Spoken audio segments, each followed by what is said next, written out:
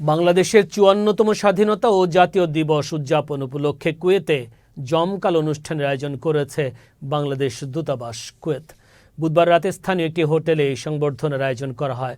বাংলাদেশ ও কুয়েতের জাতীয় সঙ্গীতের মাধ্যমে অনুষ্ঠান শুরু হয়। এতে প্রধান অতিথি হিসেবে উপস্থিত ছিলেন কুয়েতের বিচার বিষয়ক মন্ত্রী নাসের ইউসুফ মোহাম্মদ আল সুমাইত।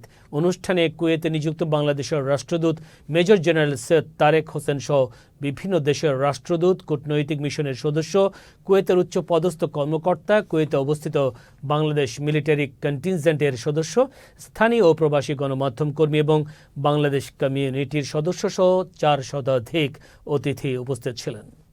আজকে আমরা কুয়েতে আমাদের স্বাধীনতা এবং জাতীয় দিবস উদযাপন করলাম। যদিও ২৬শে মার্চ ছিল এবার রোজার মধ্যে, তো সেই জন্য আমরা সিদ্ধান্ত নিয়েছিলাম যে রোজার পরে আমরা একটা সুন্দরভাবে উদযাপন করব।